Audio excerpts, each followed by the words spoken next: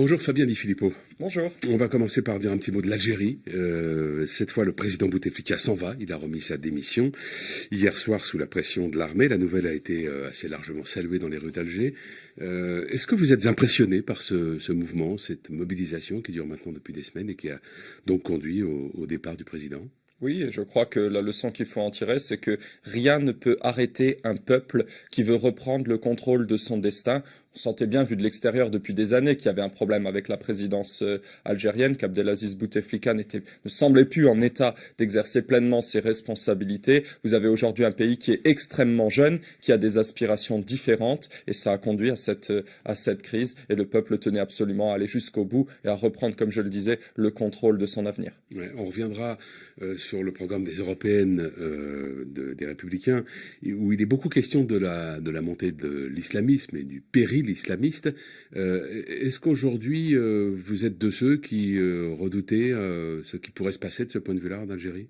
Peut-être pas autant que dans d'autres pays. Comme je l'ai dit, c'est un pays extrêmement jeune, donc qui a des aspirations à la liberté sociale qui sont très fortes. Et je pense que l'Algérie, c'est un pays qui, de par son passé plus ou moins récent, de par aussi ce qui a pu se passer dans des pays plus ou moins voisins, a tiré certaines leçons de ces choses-là. L'armée, quoi qu'on en dise, exerce malgré tout, on l'a vu encore cette nuit, un contrôle très fort aussi sur ce qui pourrait se passer. Donc le risque d'islamisation, il existe. Il faut que ça penche du côté démocratique. C'est très important, mais il est peut-être moins important qu'ailleurs. On sent les députés les Républicains en colère contre la phase de débat à l'Assemblée nationale. Alors c'est un débat sur le débat national, hein. Ça a commencé hier et ça se termine aujourd'hui. Pourquoi être remonté finalement contre cette initiative et ne pas saisir cette occasion pour défendre vos idées de manière constructive ? On a défendu nos idées. Ça fait depuis le début du mandat qu'on défend nos idées, qu'on a alerté sur une certaine fracture sociale, sur une certaine fracture territoriale, sur les conséquences désastreuses de cette politique qui met à mal l'hôpital, les lycées, les écoles, nos tribunaux, qui n'a pas su revaloriser le travail et a abouti à ce cri d'alarme des gens qui travaillent ou ont travaillé toute leur vie et n'y arrivent plus. Donc aujourd'hui, comme vous l'avez très bien dit, il y a un débat sur le débat. Et demain, il y aura sans doute un débat sur le débat, avant qu'un jour on accouche de propositions concrètes, mais le but de l'exécutif, et on le sent bien aujourd'hui, et il faut le mettre sous pression, c'est de ne pas aboutir à des solutions et à dire la vérité aux gens avant les élections européennes. C'est une hypocrisie que je ne peux pas concevoir. Le petit remaniement ministériel ne vous a pas beaucoup plu non plus.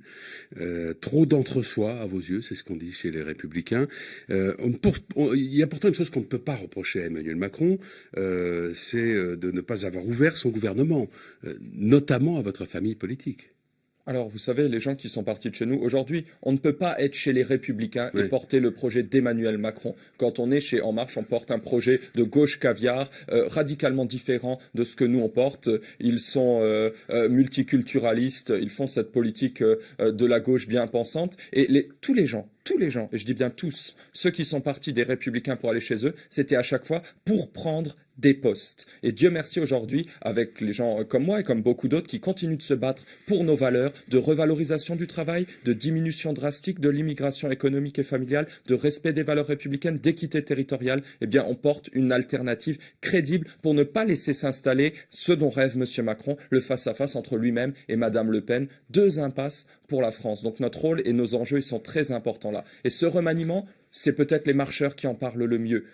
On parle de hollandisation, de rétrécissement, de rabougrissement du macronisme. Effectivement, quand on va piocher ses ministres dans ses collaborateurs, c'est qu'il n'y a plus une grande capacité d'ouverture parce qu'il n'a pas eu la lucidité, l'honnêteté de mener à un moment donné la politique qu'il faut mener en France. Pas forcément absurde non plus, quand on est président de la République, de choisir des ministres parmi des gens auxquels on fait confiance et qu'on connaît bien, quoi. Ça, je peux l'entendre tout à fait. Mais où est la confiance dans les élus locaux à un moment où la fracture territoriale dont je parlais s'aggrave? Où est la confiance dans les gens qui sont des élus du peuple, qui sont à leur contact au quotidien et qui, eux, avaient alerté sur les dangers de cette crise sociale qu'on connaît maintenant depuis le 17 novembre? Il ferait mieux de s'en remettre à eux plutôt qu'à cette technocratie qui l'a conduit dans l'impasse dans laquelle il se trouve. Le haut commissaire à la réforme des retraites, Jean-Paul Delevoye, serait prêt à démissionner si le gouvernement repoussait repoussait l'âge de départ à la retraite, qui pour l'instant est de 62 ans.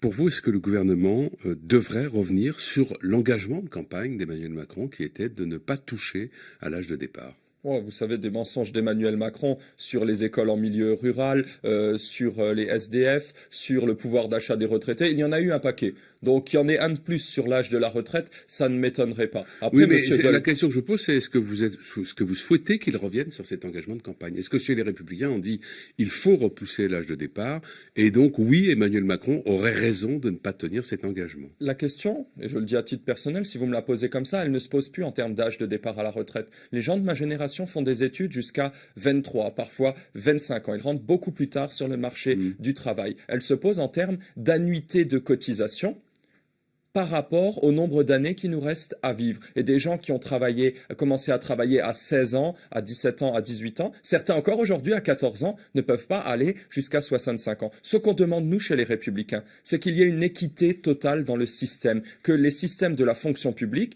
et de la fonction et du domaine privé qui ne prennent pas en compte les mêmes bases pour calculer la pension, le même nombre d'annuités de cotisation soient remis à plat et qu'il y ait un système universel. C'est ça qu'on demande aujourd'hui. Des députés de la majorité souhaitent alléger les impôts sur les revenus des classes moyennes, une mesure qui serait financée par la suppression d'un certain nombre de niches fiscales. Est-ce que c'est une idée que vous pourriez soutenir ? Nous, on ne soutiendra aucune mesure qui conduit à augmenter les impôts des Français. Oui, il faut avoir entendu... Là, c'est allégé. J'y viens. Oui, allégé pour certains, mais augmenté pour d'autres. Et il y a toujours des effets de seuil qui sont de plus en plus forts. Ce sont toujours les mêmes qui payent. Et les classes moyennes qui travaillent aujourd'hui, et aujourd'hui moins d'un ménage sur deux en France, payent l'impôt sur le revenu, et c'est toujours les mêmes classes moyennes avec ce gouvernement qui se trouve laminé. Donc ce qu'on attend, nous, c'est qu'il y ait une baisse de l'impôt sur le revenu de 10% pour tout le monde, et qu'il soit financé non pas par le rabotage de niche, parce que ça serait augmenter les impôts, mais par des économies réelles sur la dépense sociale, le cumul des allocations sociales qui fait qu'il n'est pas intéressant de travailler, ou sur la dépense publique. Je disais au début de notre entretien que nous allions parler des européennes.